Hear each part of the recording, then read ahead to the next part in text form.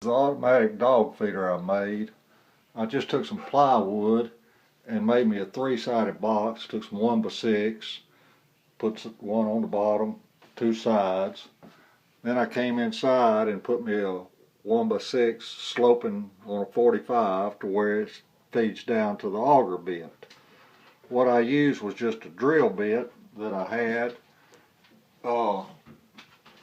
just a big auger bit, and I ran it from a drill. Here's where I cut it off. You can see, just a, was a bit. And I ran it into a drill. I used a variable speed drill so I could control how fast it turned. And I just got me a bearing. The bearing really doesn't fit all that tight on the drill shaft, but it's fairly close. And chucked it all up in the drill. I put a collar on it, but I don't really think you have to have it. And I let the drill, and I cut it off to where it comes out about an inch on this side. Inside of the box, on the side where it comes out, I cut a square out about 2 inches square so that my food wouldn't bind against the plywood. On the other side, I got the hole bigger than what it needs to be, but I let the bearing cover the hole up so food can't come out there.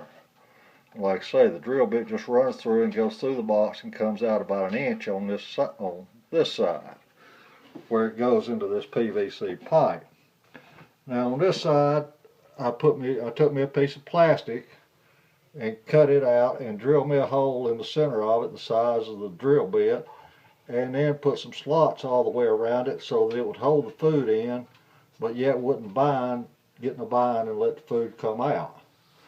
And then I just put me some PVC because I'm sitting up high, and I came down and I put several 45s in it till it comes down to the pan. The 45s help slow down the food so it don't spill out of the pan.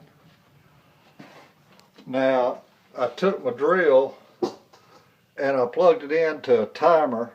This was a cabinet I already had, and I need to really take this out and put it over in a smaller cabinet over on the board. But I got a timer that runs so long, you can set the time for however long you want to run it. It don't run but about 7 seconds maybe on this drill. You want to make sure your timer is one that only will come on when it's energized and run the amount of time you want and then shut off till the next time it's energized. They make all different types of these timers, and some will come on and go off, come on and go off, and you don't want that.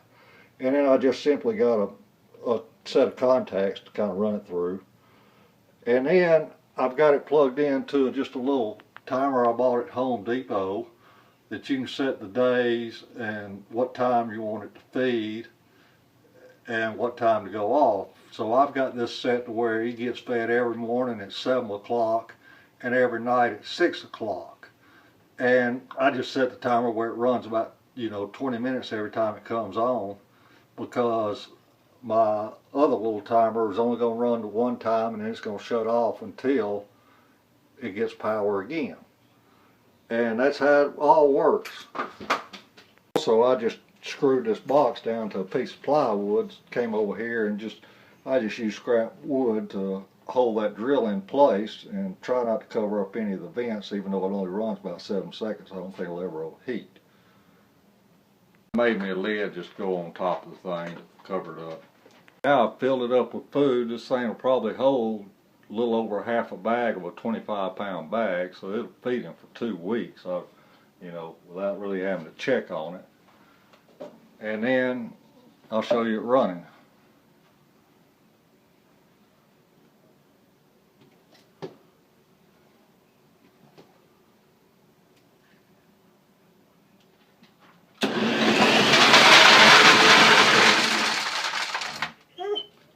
I just took me a cup here and put me a line on it and held it up underneath. There's my dog, he's got to eat now, you heard it. Put it up underneath the pipe till I got the right time on my timer right here. Adjusted the knob on the timer till I got it right time for the amount of food. I feed them 1.5 cups twice a day. And as soon as he hears this thing goes off, he's here to eat.